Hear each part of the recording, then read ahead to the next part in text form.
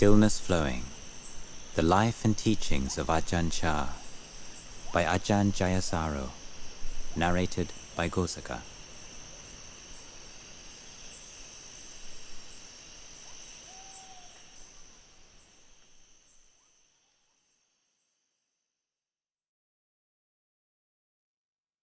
Chapter 6, The Heart of the Matter, Meditation Teachings.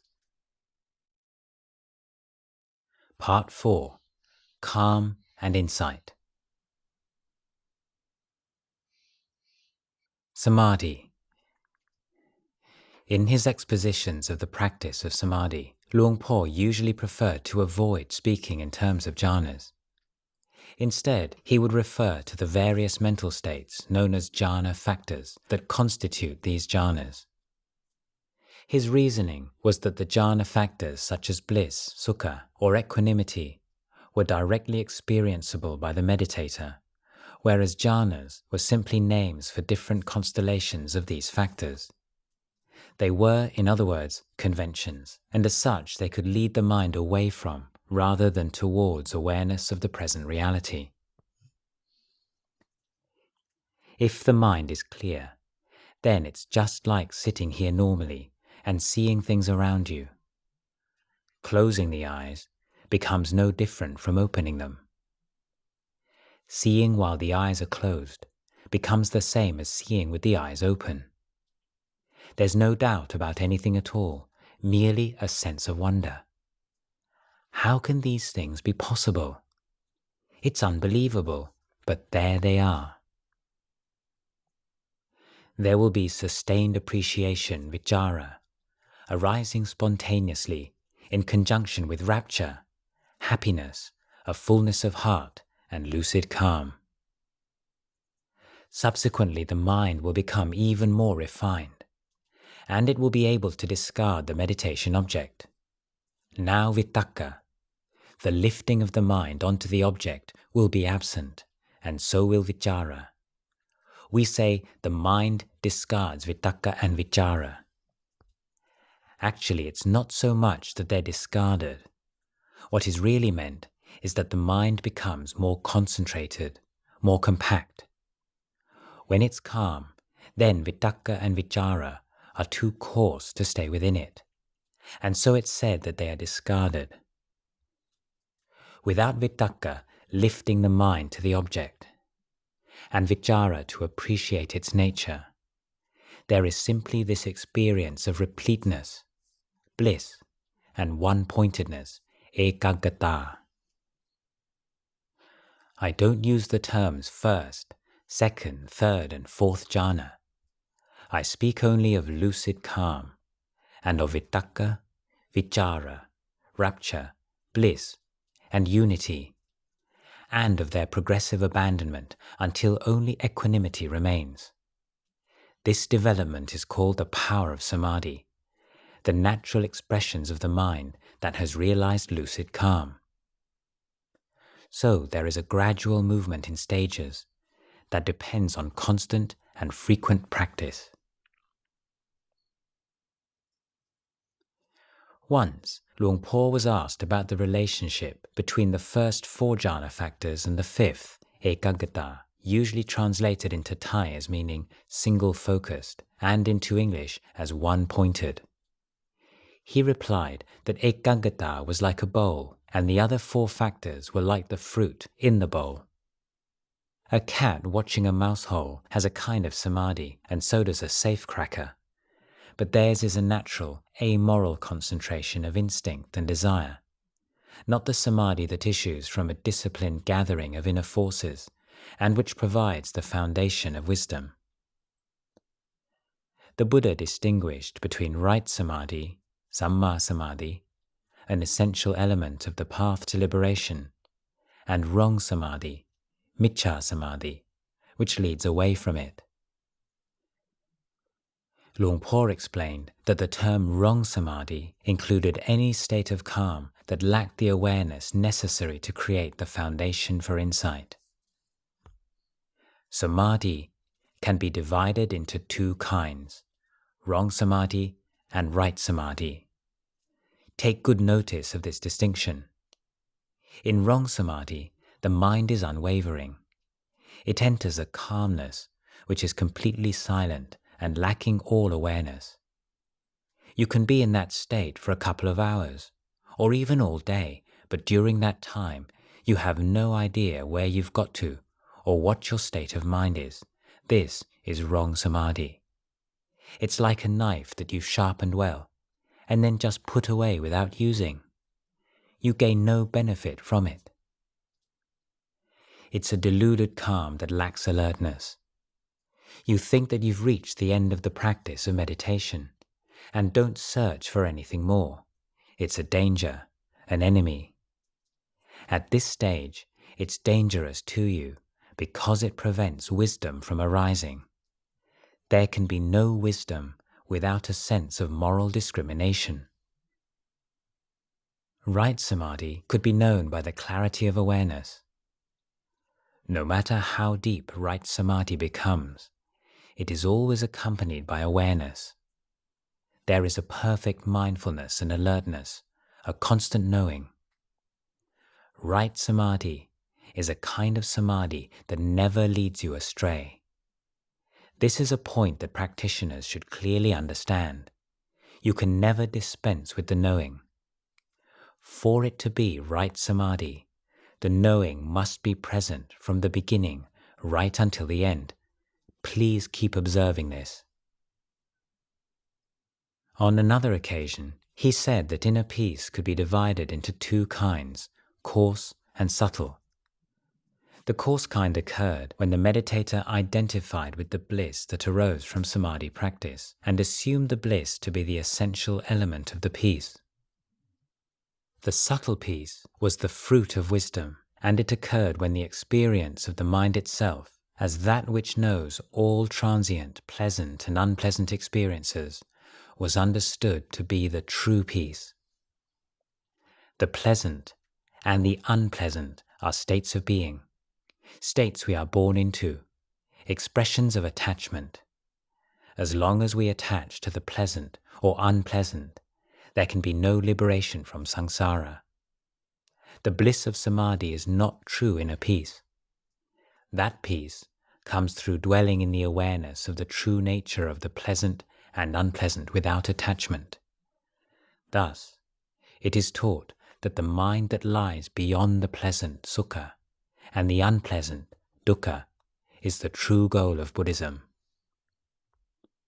Sometimes Luang Por made use of the commentarial division of samadhi into three levels, as these were clearly distinguishable on the basis of duration and intensity. Momentary, khanika samadhi, the initial short-lived intervals of calm, experienced as the mind becomes focused on its object. Access, upacara samadhi, the state in which the 5 hindrances have been overcome, but not securely so. There is still some background movement in the mind, but it's not distracting. And absorption, appana samadhi, the deepest level of samadhi. A bright stillness, in which no sense data appears to the mind or is so fleeting and peripheral as to be inconsequential. Access samadhi is the state in which the wisdom faculty functions most fluently. It precedes and succeeds attainment of absorption samadhi. The access that follows absorption is a more potent base for wisdom development than that which precedes it. Luang Por compared the mind in access samadhi to a chicken in a coop, not completely still, but moving in a clearly defined area and unable to run off at will. On other occasions, he said it is as if the mind is enclosed within a glass dome. The mind is aware of sense impressions, but it is not affected by them. It is the state, he said, in which the mind can see things in their true light. Having abided in the state of complete lucid calm for a sufficient time, the mind withdraws from it to contemplate the nature of external conditions in order to give rise to wisdom. Thinking and examination.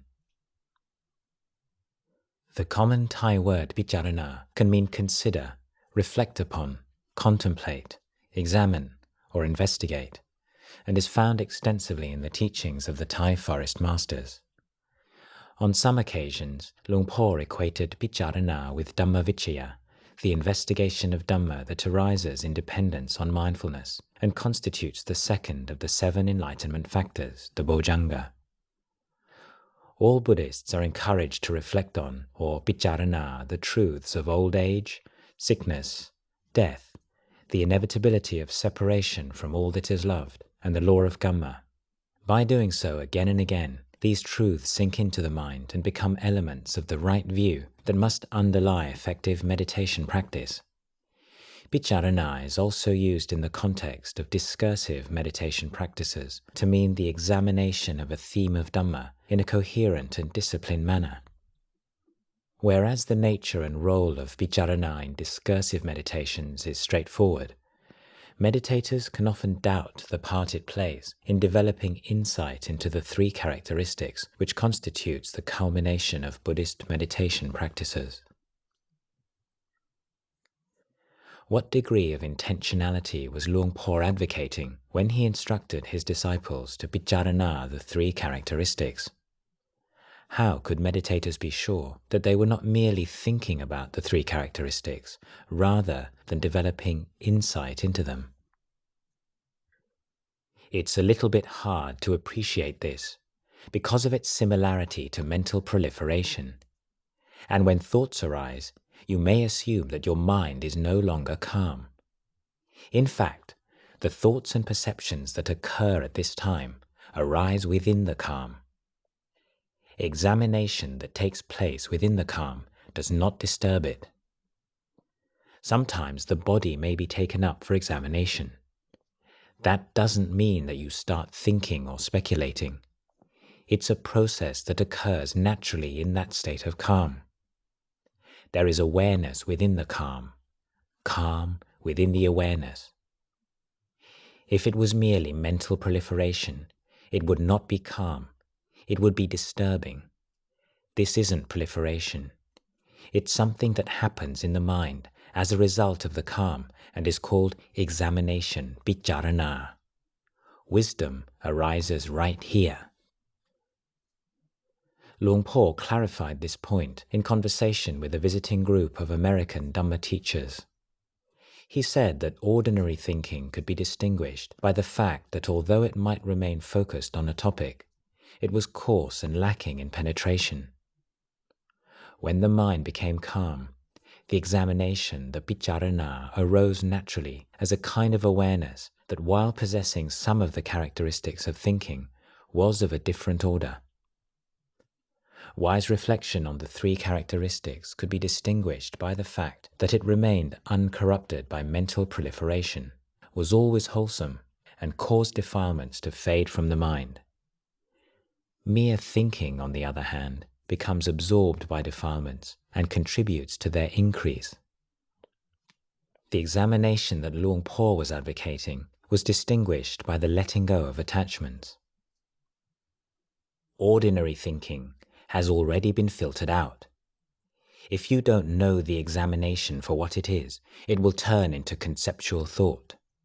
If you do know, it will turn into wisdom, that is, it will look on everything that arises as impermanent, unsatisfactory and not self. This wisdom or wise reflection, he said, would gradually mature into vipassana.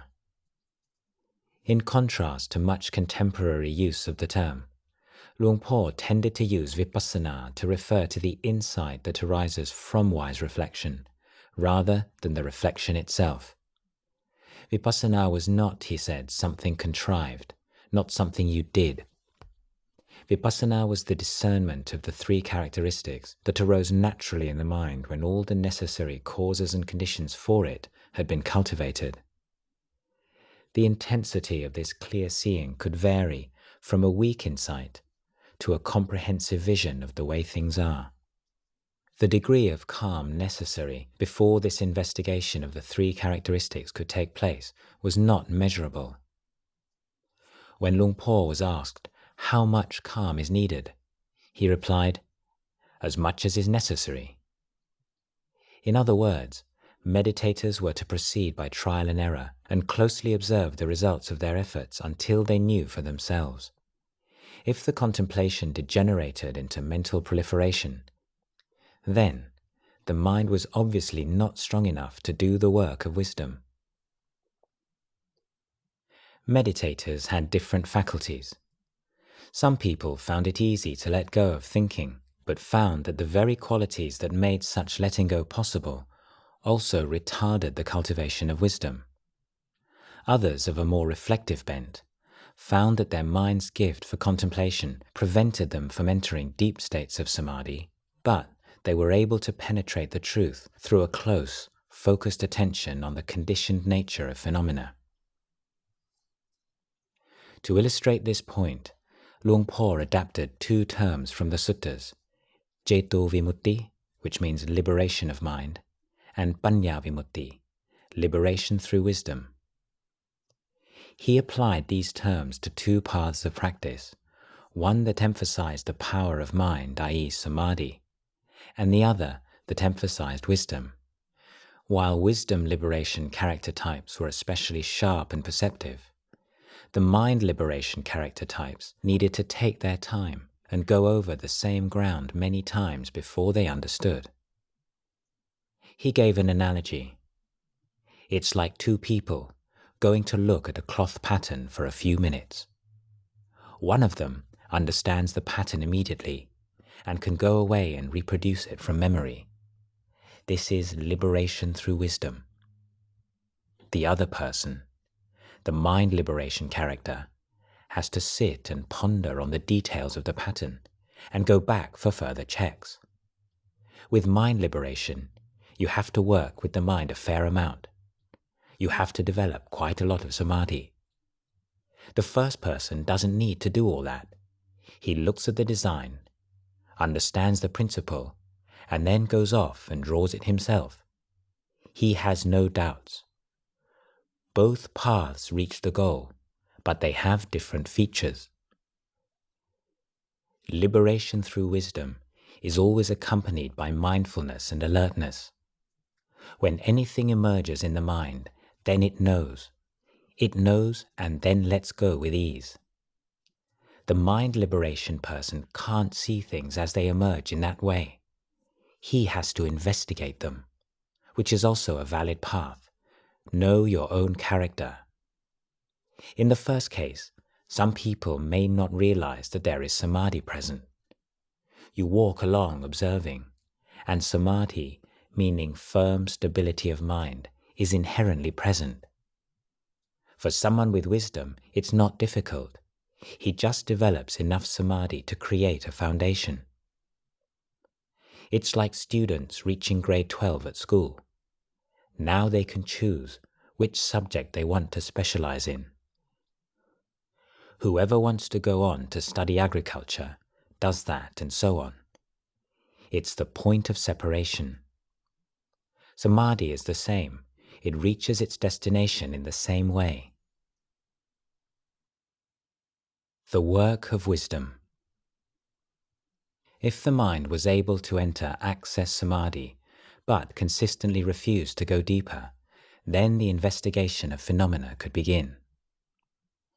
The theme that Luang Por would usually suggest to investigate at this point was the 32 parts of the body, or else the first 5, head hair, body hair, nails, teeth and skin, or whichever part suits one. In meditation, it's not necessary to visualize a lot of things. We visualize only things that will give rise to wisdom. We need to look from the top of the head right down to the soles of the feet, and from the soles of the feet up to the top of the head.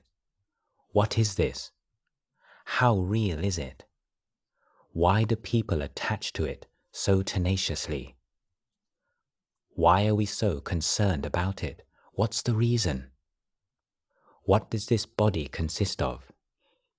We investigate all these things until we see them in their true light as just that much. As soon as you see that, understand that, then the grasping onto things as "Oh, I love this so much," or "Oh, I hate it so much," withdraws from the mind. Some meditators would find that the investigation of the body, or the arising and passing away of sense data, would give rise to a rapture that would push the mind over the edge into a state of lucid calm. The mind would then alternate between resting and recharging its powers in the lucid calm and doing the work of wisdom. A common anxiety was that with the development of deep samadhi, the bliss and sense of completeness that would ensue would be too absorbing to abandon in order to investigate the three characteristics.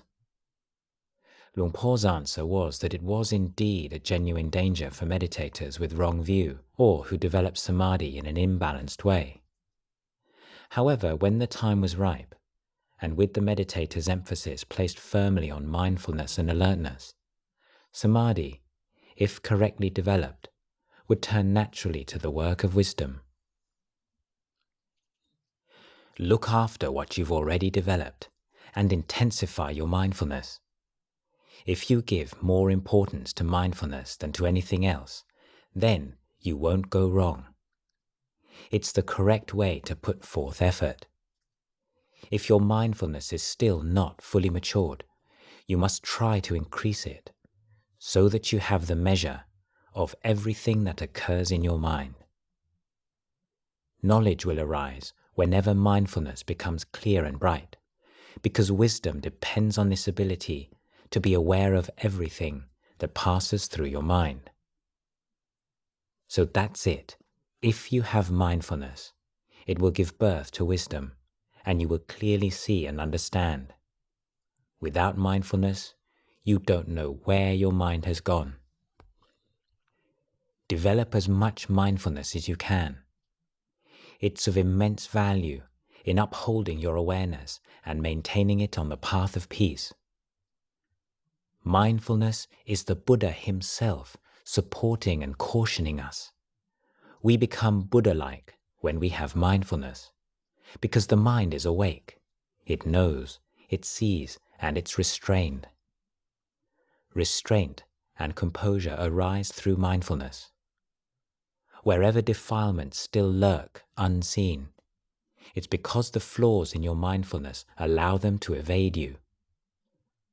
But whenever mindfulness becomes clear, then the mind and your wisdom become radiant. So don't make too much out of things. Don't attach to ideas of self and other. Just keep putting forth effort. My advice is to simply carry on like that. And as long as nothing comes up, then there's no need for any investigation. Carry on normally as if you were walking along a road or sweeping the house. When you're sweeping, you keep going without looking around at anything else. It's only if someone calls your name and you know that there's some business to be seen to that you look up. Without interruptions, you just carry on with your sweeping. Similarly, in meditation, only when something comes up should you investigate. Otherwise, merely contemplate your present experience. Simply maintain the mindfulness to be aware of that. If nothing comes up, then rest at ease. But that doesn't mean just letting things go their own way and ignoring them. There is care and attention. You're aware of whatever passes through the mind, but you don't need a lot of investigation. When something impinges at one of the sense doors, and in turn impinges on the mind, then keep watch on it.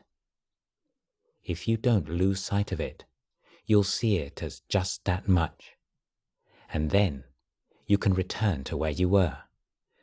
Don't run away from that place, because if you do, before long, you'll find yourself carried off to heaven and hell. Be careful. Luang Por illustrated this point with a simile. Meditators should be like a spider at the center of its web. The spider remains still and wakeful until an insect gets caught in the web. It then darts out, deals with the insect, and returns to its still space. One common view of meditation practice is that the deeper levels of samadhi are unnecessary for liberation, that momentary samadhi provides a sufficient base for the development of vipassana. When asked about this on one occasion, Luang Por replied with an analogy.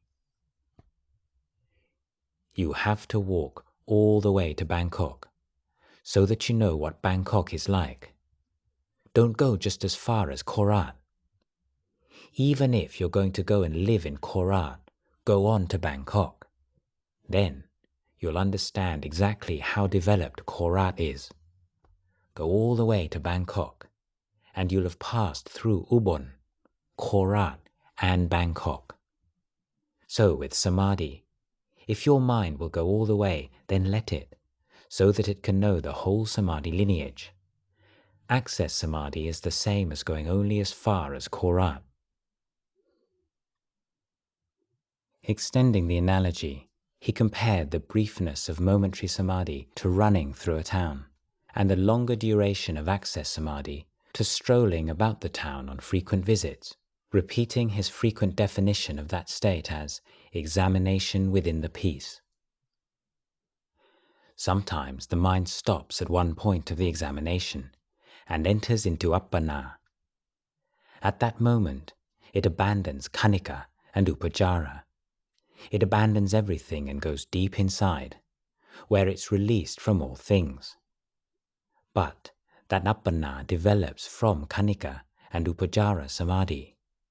You have to pass through them first, otherwise you won't reach it. Although Luang Por occasionally made use of Pali technical terms, it was not his preferred way of talking about the mind.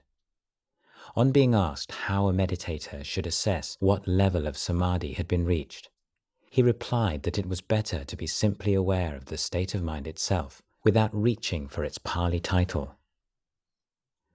Whatever level it is, the clear awareness that your mind is in a state of lucid calm will suffice. Clearly see that the mind has truly stopped.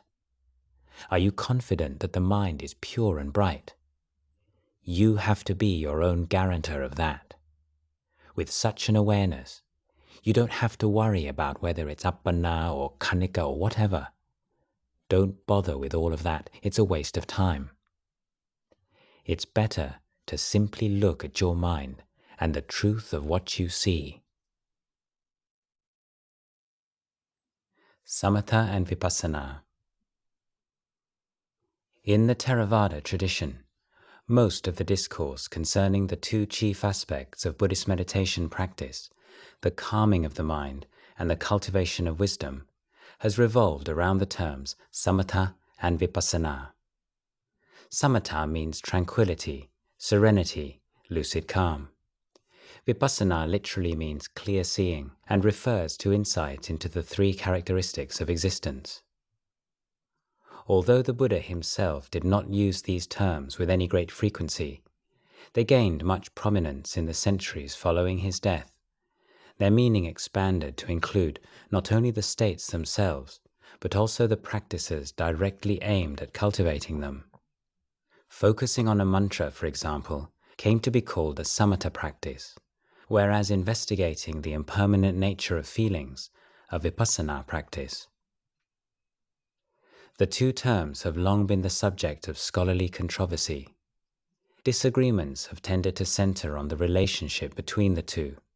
In particular, as mentioned in an earlier section, the extent to which the lucid calm of samatha must be developed before an authentic vipassana insight can occur. When referring to these terms, Luang Por would speak of them as two aspects of practice that were developed in unison rather than two separate entities. Generally, Luang Por would use samatha and samadhi, vipassana and wisdom interchangeably. Just as an axe needed to be made with both sufficient weight and sharpness to do its job, so the mind that could penetrate the truth of things needed both stability and discernment. Nevertheless, given that the focus in the early stages of practice is suppression of the hindrances and in its culminating phase, insight into the nature of things, Luang Por recognized a shift of emphasis, which he would characterize as an organic process of maturation.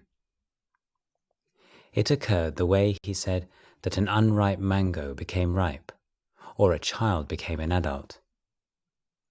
From one point of view, the adult might be seen as an altogether different person to the child, and from another, as an evolved version of the same person. In a similar but more earthy analogy, Luang Por compared the relationship to that between food and excrement. Luang Por also coined the terms pacification of mind and pacification of defilements to clarify his view of the necessary relationship between samatha and vipassana. When we develop samadhi, we pacify the mind, but the life of the pacified mind is short. Because it can't withstand a lot of things going on, it lacks true ease. You go to a quiet place and pacify your mind, but the defilements are still there. They haven't been pacified. This is where the distinction can be made. The pacification of the mind and the pacification of the defilements are two different things. The mind can become peaceful easily enough when there are few disturbances.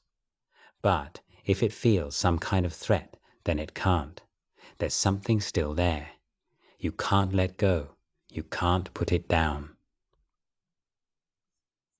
Meditators who took refuge in refined states of mind and feared anything that might disturb the bliss of their samadhi tended to become trapped in doomed attempts to manipulate conditions in order to maintain them. The boldness required to look closely at forms, sounds, odors, tastes, tangible objects and mental states would be lacking in them and their defilements left untouched.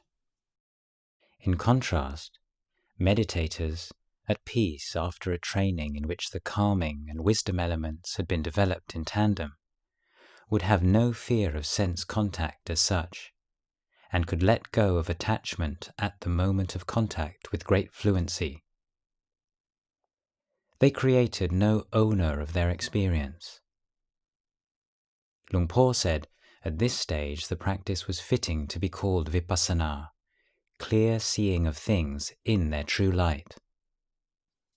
These conventional expressions, SAMATHA and VIPASSANA, if you want to discuss them separately, you can. But if you want to talk about their relationship, then you have to say that they're inseparable, they're connected. A layperson once came and asked me if these days I was teaching people to practice samatha or vipassana. I said, I don't know, they're trained together. If you answer in terms of what actually happens in the mind, then you have to answer like that. Develop them simultaneously because they are synonymous. If you develop samadhi without wisdom, it won't last long. In one of his most celebrated discourses, Luang Por captured this idea with a simile. Wisdom is the movement of samadhi. It's like the phrase, still flowing water. The samatha and vipassana of someone who has developed right practice are in harmony and concord, and flow like a single stream of water. In the mind of the practitioner, it's as if still water is flowing. The peace of samadhi incorporates wisdom. There is sila, samadhi and panya together. Wherever you sit, it is still, and yet it flows. It's still flowing water. There is samadhi and panya, samatha and vipassana. The development of insight. On one occasion, Luang Por taught about the development of insight in terms of the two jhana factors of vitakka and vichara. He said that with the mind in a state of calm, a thought might arise, vitakka, prompting appreciation of it, vichara resulting in rapture, which would then propel the mind into a deeper state of lucid calm.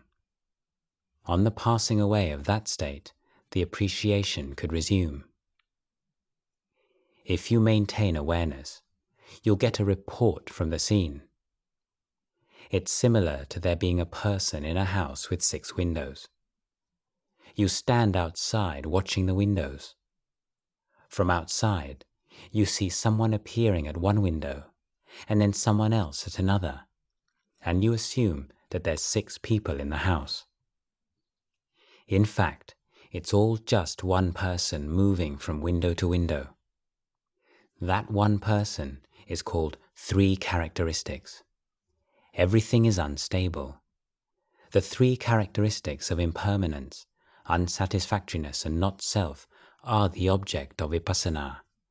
Penetrating them will cut off all doubts. As the practice of contemplating whatever phenomena arose in the calm, lucid mind as impermanent, unsatisfactory, and not-self progressed, the meditator would experience a disjunction between the knowing and that which was known. It's not that you have to force this disjunction. Through the abandonment, the putting down of attachment, the mind and its object become automatically disjoined. At this stage, Luang Por said that the distinction between the mind and its present object was like that between water and oil.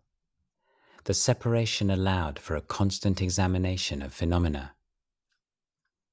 If you take your mind to this point, wherever you go, the mind will be analyzing. This is the enlightenment factor called investigation of Dhamma. It rolls along by itself, and you talk with yourself. You resolve and release the feelings, perceptions, mental formations, and consciousness that arise. Nothing can get close to the mind. It has its work to do. This happens naturally. It's not something that you can contrive. He said that it was at this stage that the Buddhist teachings on the foundations of mindfulness became clear. When the membrane connecting the knowing from the known had been cut, then the meditator saw the body in the body, feelings in feelings, states of mind in states of mind, and wholesome and unwholesome Dhammas in wholesome and unwholesome Dhammas. In other words, they were seen clearly for what they were, without superimposing upon them an independent, self-existent owner. Attainments. At a certain stage in meditation practice, the defilements of insight, the vipassanupa kilesa, may arise. This list of 10 states first appears in the Patisambhida Magga.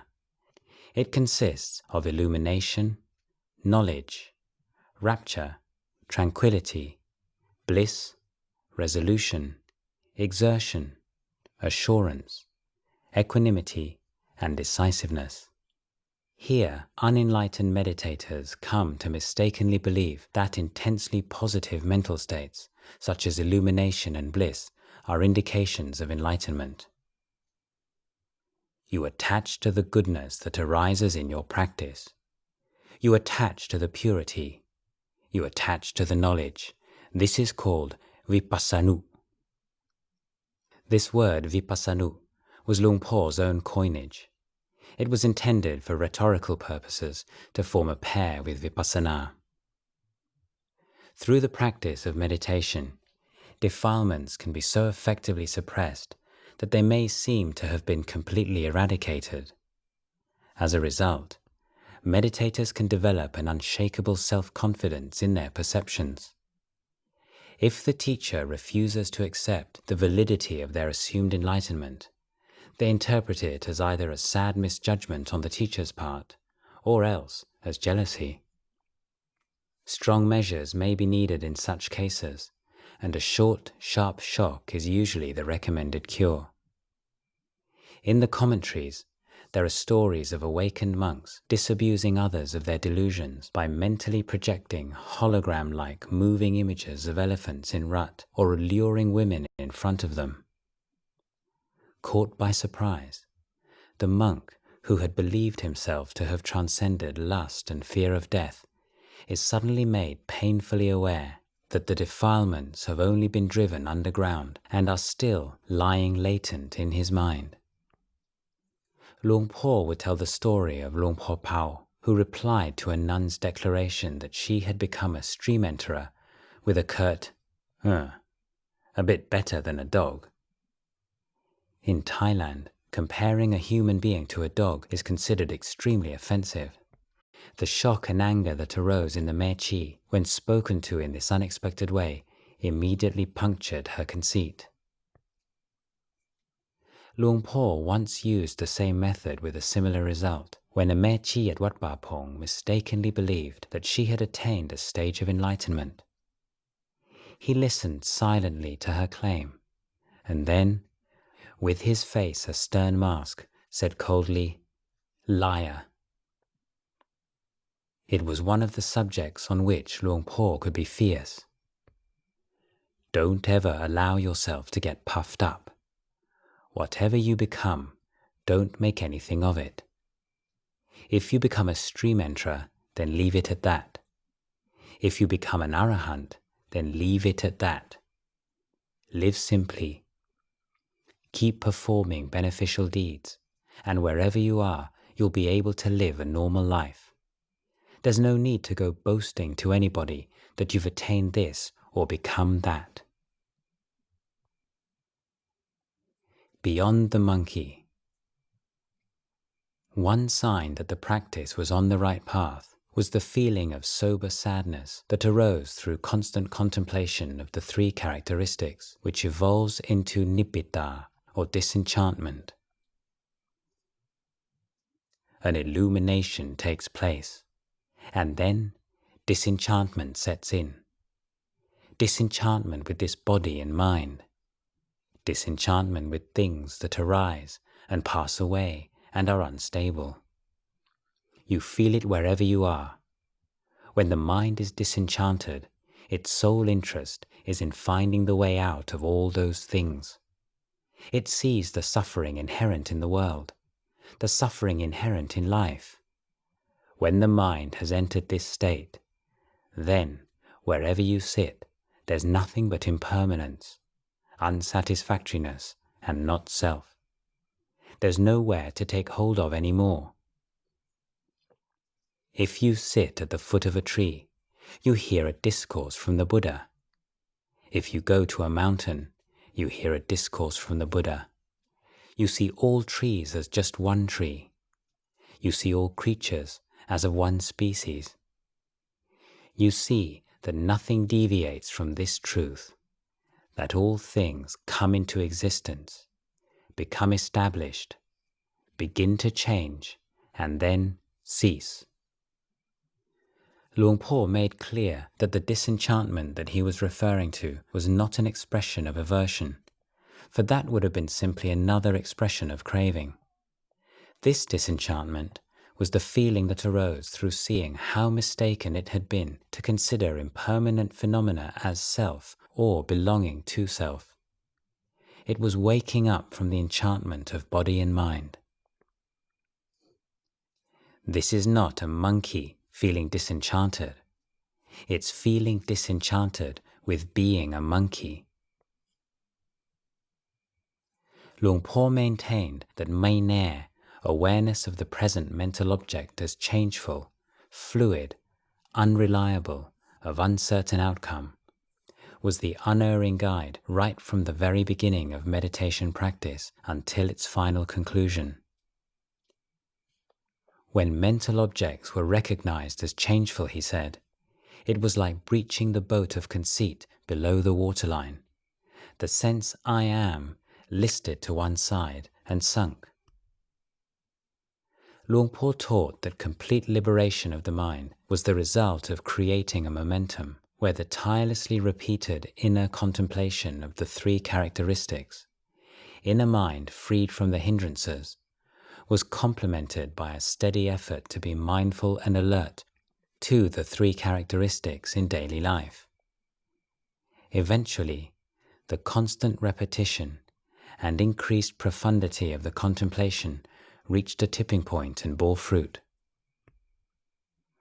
Although Luang Por was reticent about talking in detail about the higher stages of practice, he did, on occasion, make some important observations.